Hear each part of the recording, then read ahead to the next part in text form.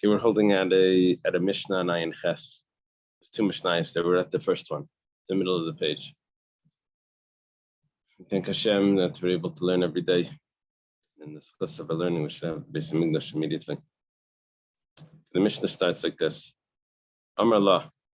He says to her, "Kinsi shtar chayvzeh."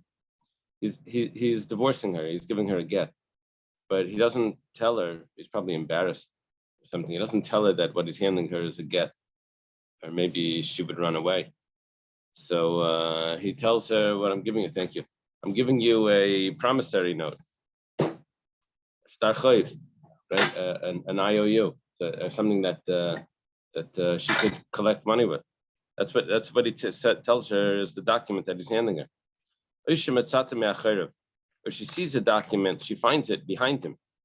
Kaira, she reads the document. It wasn't what he said. It's a get. It's her get. Ain't a get that Shem la hagitech. It's not a valid get until he tells her hagitech. This is your get. Tosfos adds in that besides for saying this is your get, good morning, he has to also say some other things. He has to say Hariyat Muteres L'chol Adam,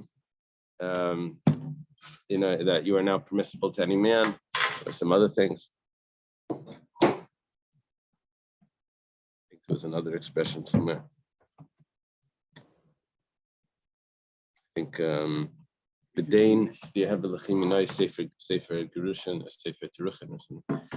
Okay.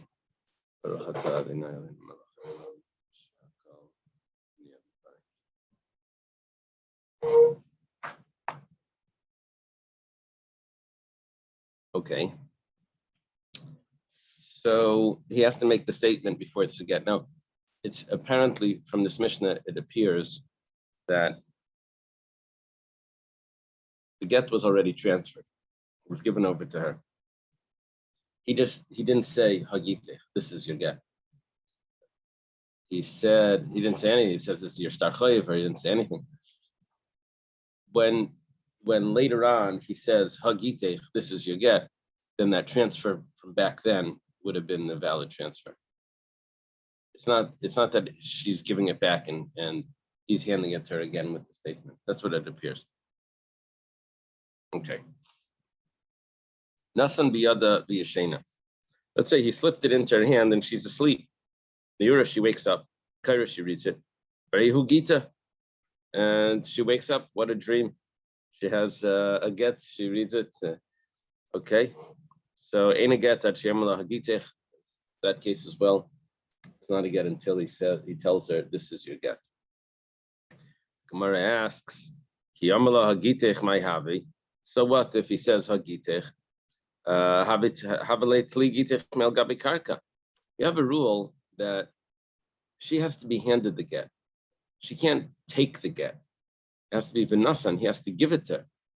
If she's taking it from behind him, she's finding it from behind him.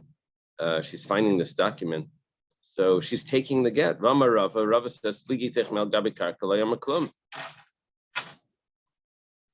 your get from the floor is nothing. So he throws it on the floor. He says, take it. Go fetch. It's not good. Not because that was rude, but because he has to hand it to her. Now, well, what about the courtyards and all of that? Right? So that's considered handing it to her because that's her courtyard. But if it's not really hers. But if it's not hers and she has to pick it up for it to acquire, that's not good. Women owned, it's always their husband's courtyard. Yeah, that was the Gemara yesterday. Yeah. We explained that she had her own courtyard, and even though the husband has rights to it, but he gives her those rights as he's divorcing her. He gives up on those rights. He gives it back to her. Right? We said it was simultaneous, right. The divorce, and that was Rabba yesterday. So the Gemara answers over here, what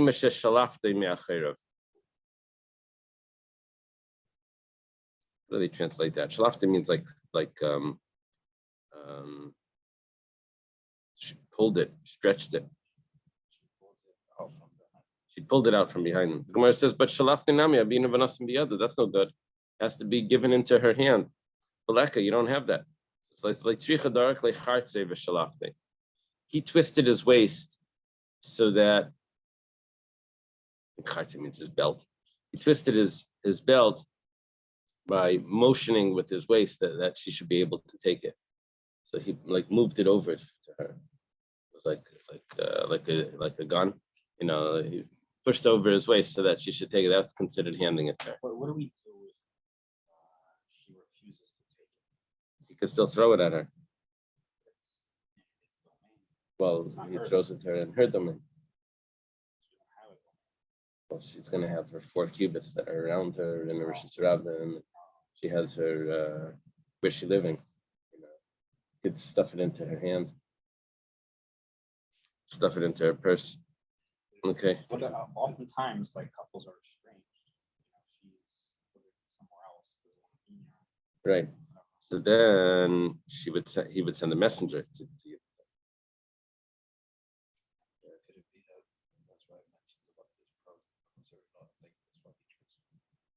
Yeah, maybe that's part of this is he's tricking her. He's telling her that he's giving her a promissory note. Birthday card. Right.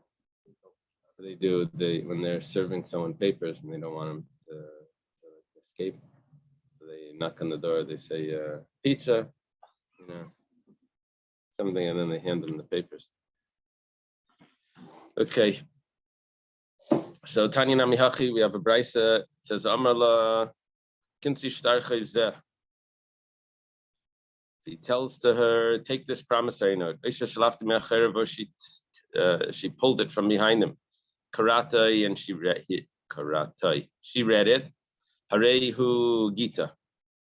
Harehu Gita, behold, it's her get. Ain't a get at Shemala Hagita. It's not a get until he tells her, this is your get. That's what Rebbe says. That's exactly what we learned in our Mishnah. Reb Shimon ben Elazar, that's a student of Reb Meir. He would have been in the time of Rebbe as well. He would have been a contemporary of Rebbe. He says, Shimon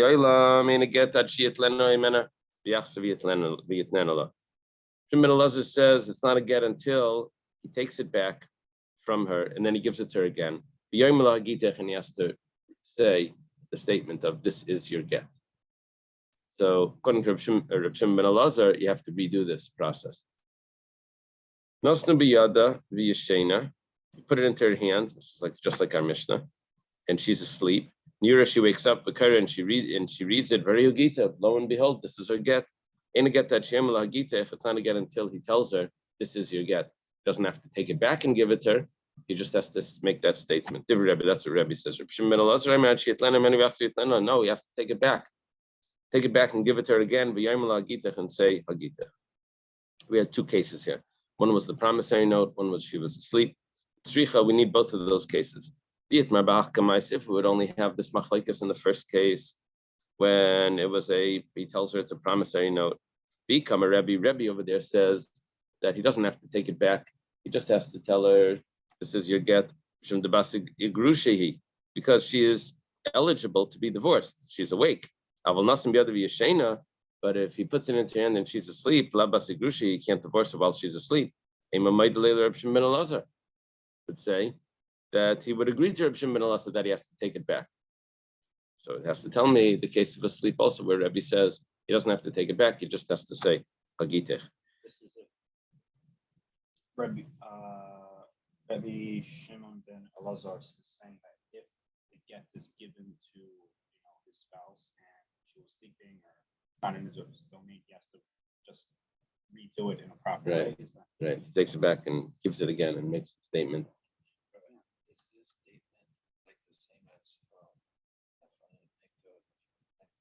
No. Funny nechtam was a statement that a messenger makes when the get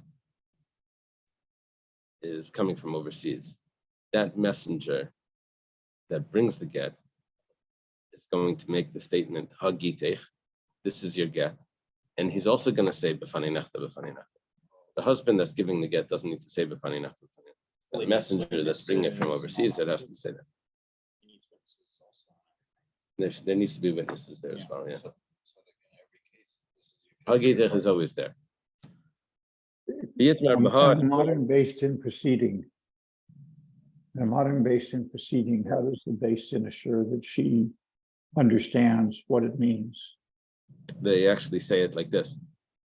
They say, Hareza Gitech, and then he translates, this is your get. And and then they finish off what Taisus adds in, Voisi Migureshes, mi meni or mi menai, mi bailech. There's no requirement that she actually read it or understand what it's. Yeah, he said it in two languages to make sure she knows what he's saying. So I imagine then also many women wouldn't have known how to read it. Right. Talking about reading it, Right. They actually read it to her. They read it again. I don't know if it's reading it to her. They read it again. They read it before. They read it after, so that she knows what's there. But I don't know if it's that she knows, that the witnesses know that this was a get. I think that's what the reading is for. Yeah. So it's not like the ksuba that she has to know what it means. The ksuba, she has to know what it means. Well, the husband has to know what it means because he's committing to something. So they translate the ksuba, or at least they give him the rough translation, because he's making a kinyan and they're signing on it. You have to know what just happened there.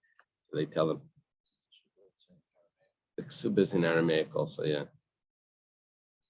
The get is in Aramaic as well. Yeah. One or the other, like We do use the traditional, which was Aramaic.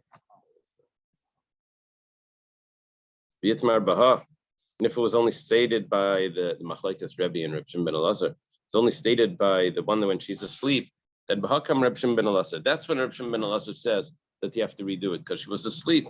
Aval Bahach, but in the case where she's awake and he just said that this is this is a promissory note, Rebbe maybe would agree to Rebbe that all he has to do is retract from the promissory note story and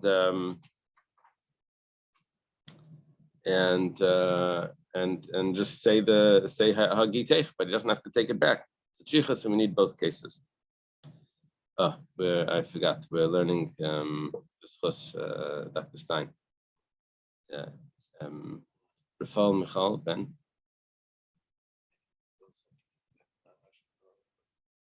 Who was supposed to remember his mother?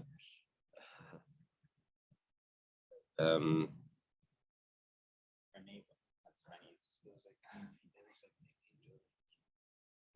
his was angels. Okay. Amar Rava says, Kasav Laget, Benasn Biad Avda Yashin. Amar Rava says, he writes for her a get and he puts it into the hand of her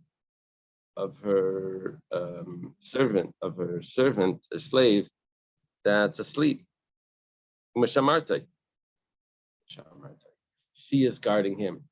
She's standing over the sleeping servant, guarding the servant, and the husband puts the get into the sleeping servant's hand. Harisa get, that's a good get. Why? Because the servant, the slave, is her property. So he basically put it into her property. Nayar, but let's say the slave is awake. And maybe Mashamarti, she's guarding him anyway, but whatever. Ain't a get, that's not a good get. Because who's really guarding the slave? Not her. It's the guy himself. The slave himself. He's on his own. He walks around, so we said that it needs to be into her hand. One of the things we learned, it says Vinasan told me that it could be given even into her courtyard. So what do I get from Biyada, her hand? That teaches me that it needs to be guarded by her, just like her hand is guarded by her. So here, because the slave is guarding himself, it's not, if he's awake, so then that's not considered that she's guarding it. If her slave was awake, it's not a valid bill of divorce. Right. I don't understand. Give it to the David when he's sleeping. Let's say he put it into the slave's hand while he was asleep. Okay.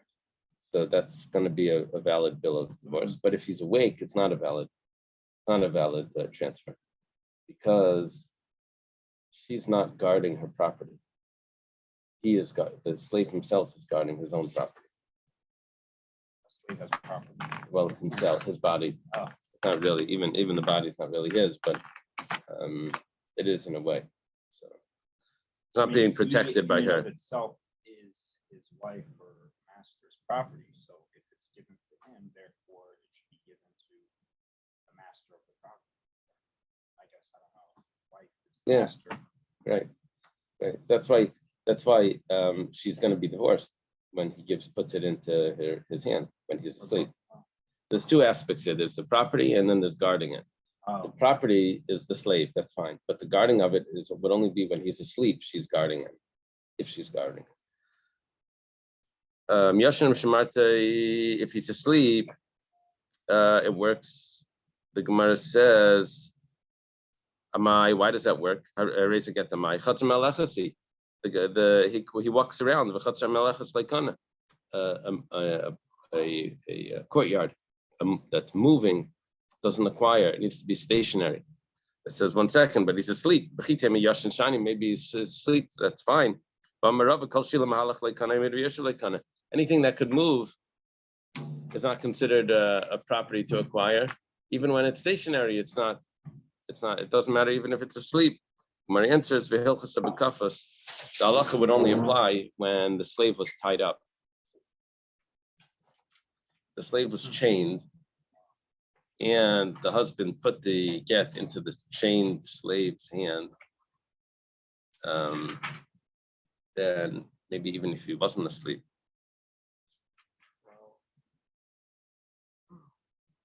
Yeah, why does he have to be asleep if he's chained? Mishnah made it look like he was. Maybe we'll disagree with the Mishnah and we'll say that it only applies when he's chained. I mean, that's probably the shot. That's why it changes it. Behilchasa. Okay, we have a new Mishnah. We're on 78. She's standing in a Rosh Hashanah. We'll see later. This probably means the side of Rosh Hashanah. Yeah. Yeah. It probably means, Taisa says on the next page that it means the side of Rosh Hashanah. Side of a public domain, not the actual public domain, but whatever the case is. She's standing in a public domain, Vizarkula, and he throws the get to her. So Karavla, if it's closer to her, Migureshus, she's divorced. Karavla, if it's close to him, in a Migureshus. Right? He probably turned it into a paper airplane or into a ball, and he just threw it, like boys try to throw their when they give their tests back that they didn't do well on, they sprinkle it up and throw it into the garbage. We'll see soon. So if it's close to her, she's divorced. Close to him, she's not divorced. Mechzel, it's half and half. Migureshes, Migureshes. Then she's divorced and not divorced. That means she's somewhere in the middle. Can't get remarried. Isn't really married to him. The same thing would apply to Kedushin. What would that mean? That he throws to her a ring. If it's close to him, she's not married. If it's close to her, she is married. If it's half and half, she's partially married, partially not. And the same is regarding a debt. We're talking about now where someone is throwing the money back to repay his debt. So the way it would work is like this. The creditor says, pay me back my money. The Zarkalai, so the guy throws it to him. If it's close to the lender, Zachamalva, and maybe Zachalayva, it doesn't matter. Everyone wins over here because it means the guy got his money and it means that the person paid him back. If it's closer to the borrower, then Halayva Chayev. Then let's say it gets burnt up or a dog comes and swallows up all the money and then runs away. The Malva, the lender says, I never received it. You never gave it to me. If it's half and half, then Shneim Yachloik, both of them divide it halfway. That means that he borrowed $100 from him and he threw it back to him, the money, made it halfway. So, and then a dog came and ran off with the money. Something happened, the fire burnt the bills. So he owes him $50. I heard a story. I don't remember any details of it, but it was after Shabbos. Someone said, I don't know if it was after Shabbos. Someone owed his friend a lot of money. $10,000 or something. And the guy says, "Look, I'll see you at the Verbrengen tonight, and I'll hand you the money." And he had it like in wads in an envelope in his jacket pocket. We're at the Verbrengen. The Rebbe says that everyone should empty everything that's in their pockets and give it to tzedakah. The guy turns to his friend. He says, "Here, take it quickly."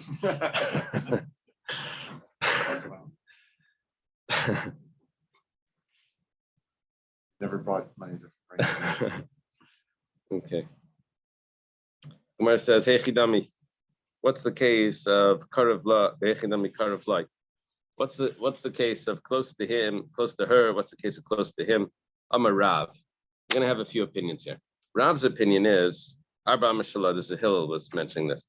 If it's within her 4 cubits, so then Karavla, that's close to her. Arba Mashallah. If it's within his 4 cubits, then Karavla, that's close to him.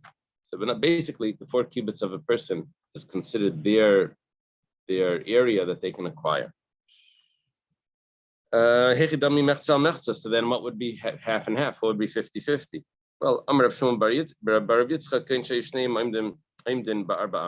the two of them are standing in the same 4 cubits. So then how do you measure that? So we say it's half and half. I can imagine them saying, "You're awfully close," so getting divorced. Okay. Well, let's say we would say the way we would approach this is like this. We would say, let's see who came into these 4 cubits first. That would be the real owner of these 4 cubits. The other person was like, the guy would tell him, "Get out of my area," or something. I was here first. If would say that they came exactly the same moment, that's impossible to measure. What that means is that obviously someone was there first, and you just can't measure it because it looked like they came at the same time, but obviously it wasn't the same time. Someone is really there first. Rav Kana says, we're dealing with exactly 8 cubits. She has 4 cubits, he has 4 cubits, and it's touching the 4 cubits. Well, the get, and the get is going from his 4 amas into her 4 amas. So in other words, it landed right on the line, and it's half and half. This is like a Rabbi Yirmiyah type of answer. And the Gemara has a question on this. This is Rav Khan asking this, answering this. The Gemara asks, "Well, Agid Gabe, that's no good, because the get has to leave his domain. It can't still be attached to his domain. And the end of this get, or half of the get, is still in his domain." We have another answer. You know what the 50-50 is?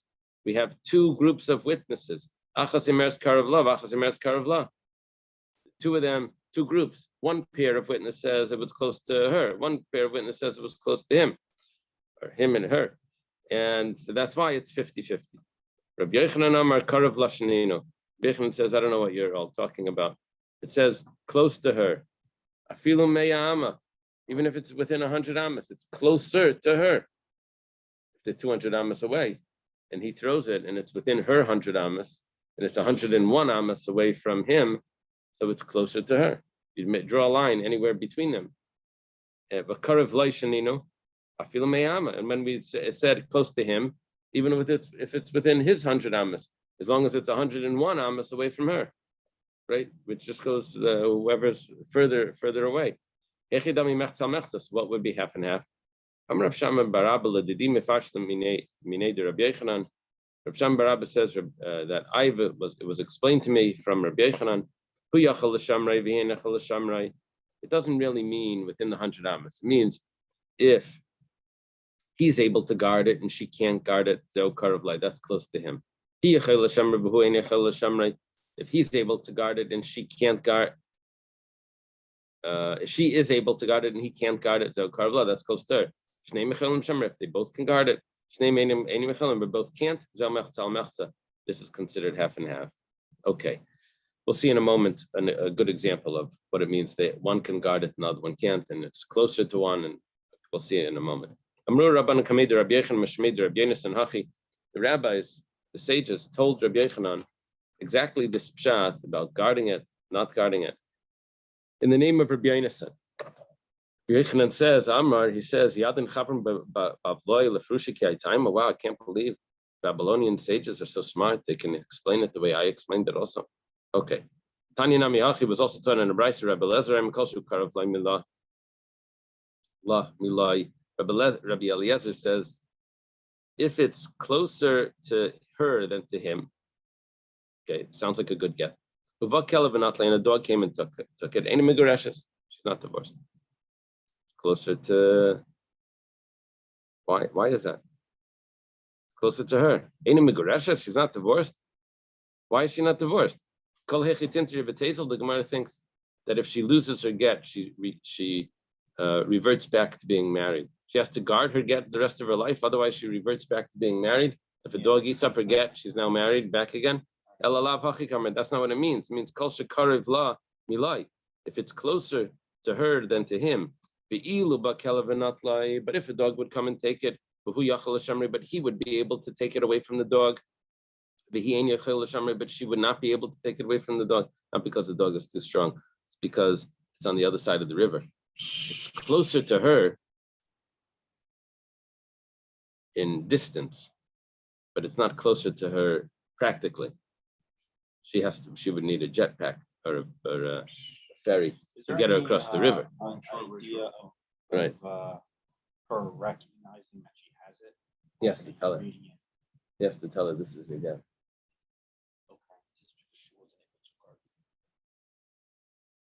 Because she's not able to guard it. This is our example, not being able to guard it. Ain't aggressive, she's not divorced. I'm sorry. I'm not following the logic of this. Because the moment he hands her the get, that's good delivery, and she's divorced. She can lose it, the dog can take it, anything can happen. It's a shame, but she's divorced. Right. That's the Gemara's surprise over here. That if he didn't hand it to her, but he made it that it was closer to her, then that's just like handing it to her, and she should be divorced. And it's over. Right, and it's over. So the Gemara says, what does she have to watch her get the rest of her life? So the Gemara says, the Gemara switches this, and the Gemara says what it really meant over there was not that it was closer to her. What it meant was even if it's closer to her, but she's not able to guard it, she's still not divorced. So what does that have to do with the dog? That if a dog would come and the husband would be able to save the get, but she would not be able to because it's on the other side of the river, even though it's closer to her, she's still not divorced. So this whole discussion is all about the delivery initially. Yeah, we're talking about that it needs to be delivered to an area where she could guard it. Gotcha. More than him. And okay, Amalei Shmuel Rav Yehuda. Shmuel says to Rav Yehuda. Rav Yehuda was a student of Shmuel, and he says Shinana. Shinana meant either sharp one or buck teeth, right? That's what we learned that before. Called them buck teeth. Kedei shetashuach v'titlenu. What it means close to her or close to him means that they have to be able to bend over and pick it up from their spot. Otherwise, that's not close. It has to be like within their reach. But let me tell you, don't paskin like this. It has to actually get into their hand. If it's not into their hand, it's no good. Rav Mordechai says to Rav Ashi, there was a case where it landed close to the woman, but it didn't go into her hand, and they said that she wasn't really divorced. The husband died on the spot and wasn't able to redo it, and she had to do chalitza on the brother of the husband's brother. She was considered a widow, not a divorcee, even though it was close to her. So now basically we just switched all of this Gemara, that the halacha would be that it has to actually go into her hand. Yeah, I heard the way it works is that the get is written usually in a bestin in front of the one that's doing the get usually has the husband in front of him, and then where the woman is, they mail the get to wherever it is. Sometimes it's like a Chabad house somewhere, the woman lives in, I don't know, North Dakota. So they find the closest rabbi to deliver the get to this woman, and he has to put it into her hand. So what these rabbis are not experts in Gittin. They're good community rabbis. So so one time there was he handed her the get. He didn't want to touch the woman, so he handed it to her, but puts it above her hand. And anyway, it fell on the floor. Woman quickly went down to grab it. They thought that was the good get. She took it. We're gonna both, bang your heads. So anyway, afterwards he got home. He said, "I think there's a problem. I know she's not supposed to take the get." Anyway, he called up the rabbi. Said, "Yeah, you have to give it again, because that's tligitech me'al gabi karka. She took it from the floor. Yeah, that wouldn't be good. Has to hand it to her. Has to go into her hands." Okay. No, this is not Rebbe. This is his name. Rav Yehuda is Rav Yehuda Bar Yecheskel. He's the second generation Amayra. Rebbe was the last of the Tanoim. Okay. Chinlin and Kedushin.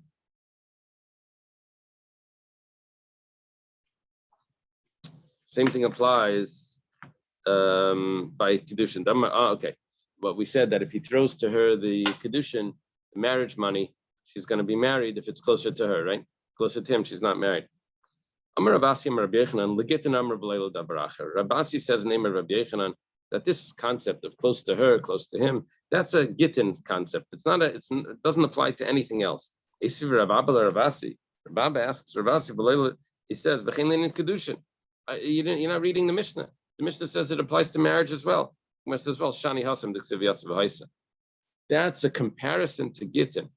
So therefore, marriage would also be included, because we have a comparison. It says that she will leave her husband and go to a new husband by divorce. We compare marriage to divorce, and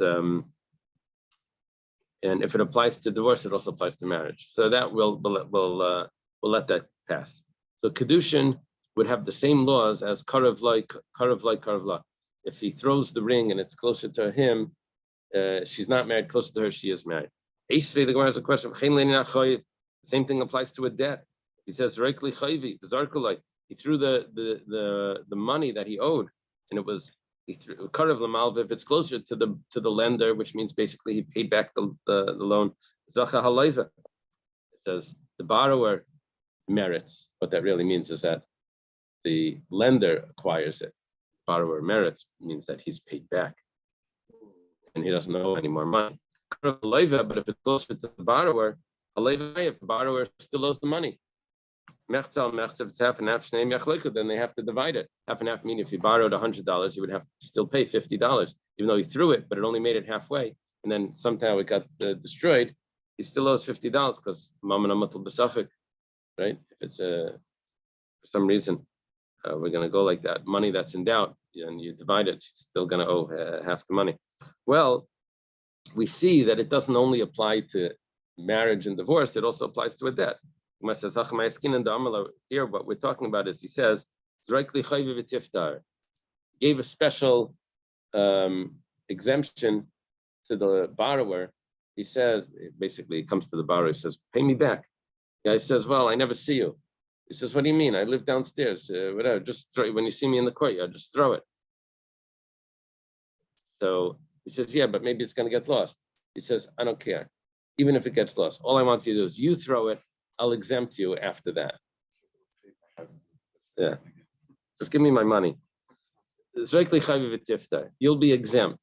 So that's why when it's closer to him, it's going to be considered given, because he told him you're exempt. I don't need a Mishnah to tell me that.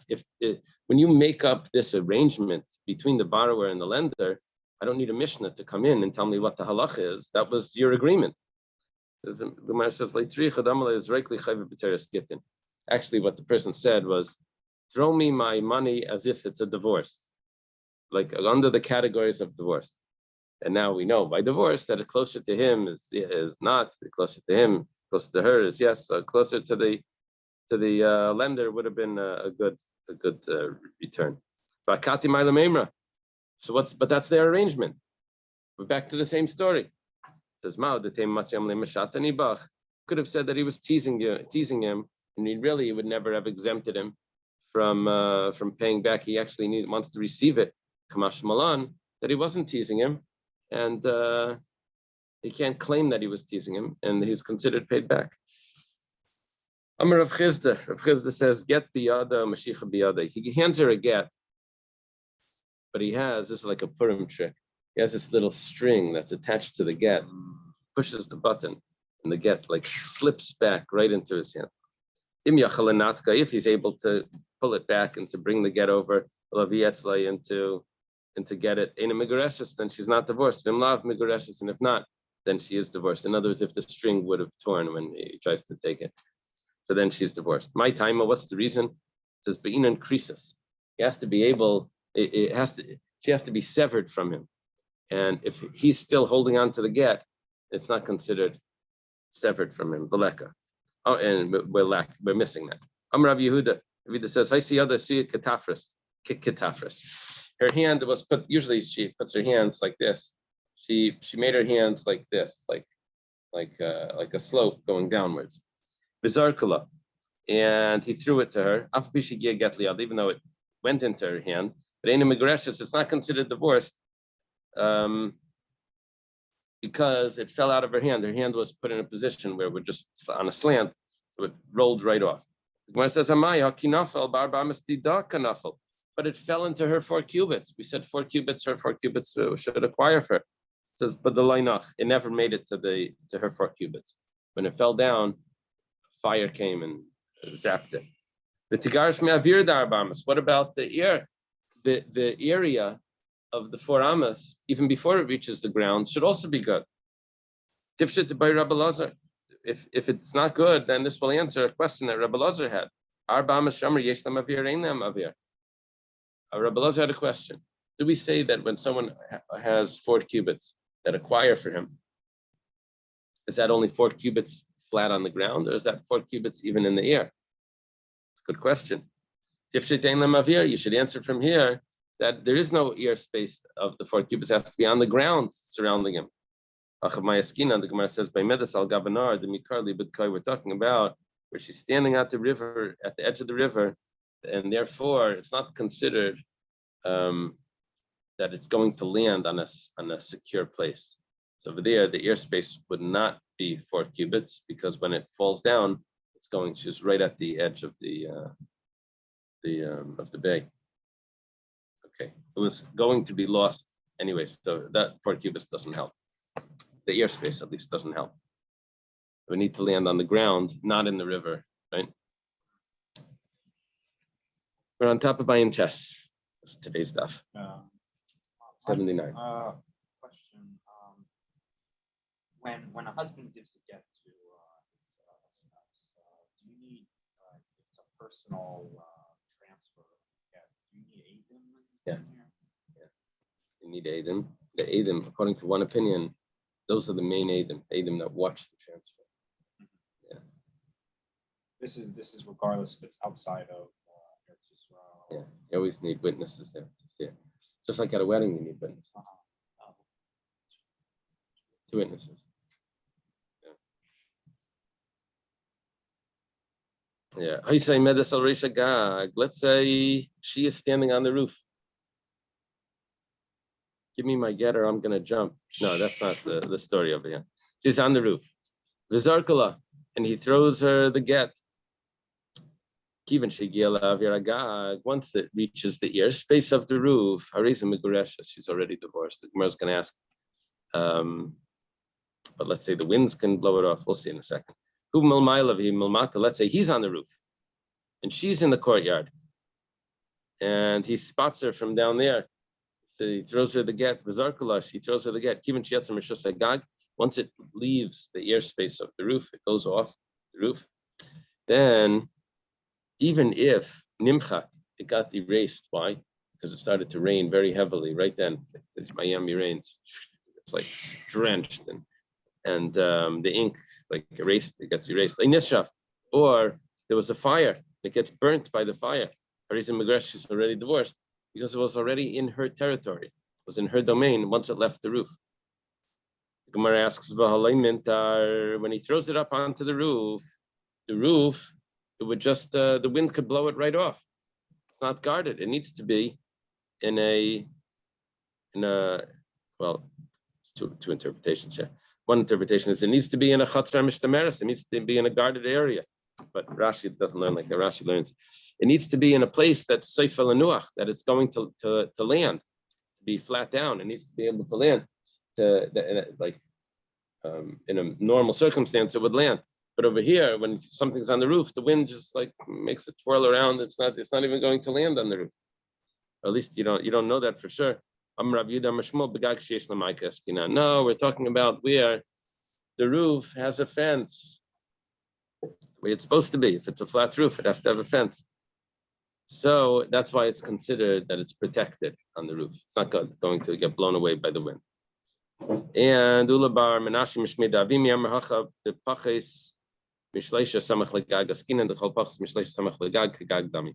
We're talking about that it's within 3 hand breaths from the roof, from the floor of the roof, and that makes it like as if it's attached to the rule of lavud, that it's considered like attached to the roof. It's like on the floor. So that's considered like it landed already. And that's why we're saying that she's divorced, because it's as if it landed. Umel Maila, let's say he was on the top and she is on the bottom. She was in the courtyard. He's on the roof. Umar says, V'halei mintar, but it's not being protected. Throws it off the roof, the wind could come and blow it right out of the courtyard. Right? Once it's off the roof, we don't know where it's going to land. We're talking about that the courtyard walls were even higher than the roof. Huge courtyard, like a prison, like a prison, fence. Well, we have to figure out a way that this should make sense halachically. So we come up with this case. Okay. Come on. Which opinion are you following? That you say that once it reaches the airspace, it's considered like it's in her territory and she's divorced. It says, Rebbe, are you following Rebbe? It's a question form. Rebbe had an opinion like this. Rebbe said that if someone's standing in a public property and takes a football or something, throws it through a window in a house, and it goes through the house window and it goes out the other house window at the other side, goes back into a public property. Rebbe says that you're going to be chayiv for throwing from public to private, from private to public. Rebbe says that you're going to be obligated. Why? Because it's as if it landed inside the house because of the airspace. Anything flying is as if it landed. It went in. It's as if it's as if it stopped.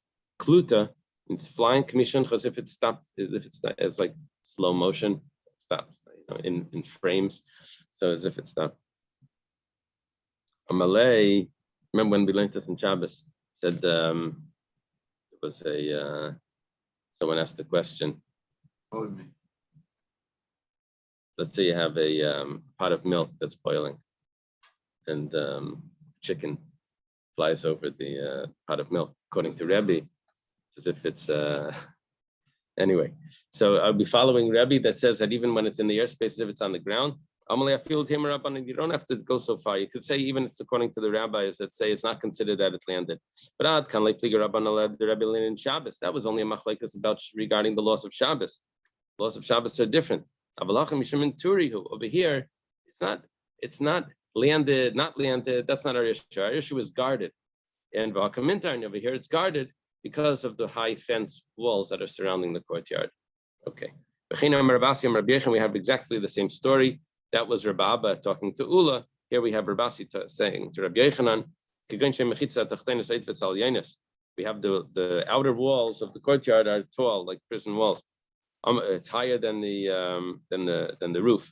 Amalei Reb Zera Rabasi. So Reb Zera says, "Come on, who is this like Rebbe that is following his opinion that says that flying is as if it stopped." Amalei, I feel Tim Rabbanan. It could even be the Rabbanan. Can they figure Rabbanan the Rebbe in Shabbos? That was only regarding Shabbos where we say this. Aval hacham mishaminturihu, but over here it's because of guarding bakamintar, and it is guarded. So that's why it doesn't have to follow Rebbe's opinion that at the end it could be even the Rabbanans. Let me do one more of the small piece, and then we'll leave it for tonight. We'll learn tonight, all right, to finish the stuff. Nimchak, if it gets erased by the wind, you see, he has to throw it over his fence and get it down into the courtyard. Or he has to throw it up, he's in the courtyard and he has to throw it up to her over the fence into her courtyard. Now this would be a great physics class. As it's traveling up, once all that energy. No. So as it's going up, it's already in the courtyard or on the roof area. It's already on the roof area. Let's say it's starting from the foot to the roof. It's already on the roof area, and it didn't turn down yet, and it got burnt up. He says that's not considered yet in her area, because it has to be in a way of nesina, of giving it to her, and that's not when it's still traveling up. That has to be traveling down for it to be that she received it. It wasn't considered resting yet. Now, what was that, Rashi? It's not considered v'nasan until it's on its way down. Okay, let's leave it over here.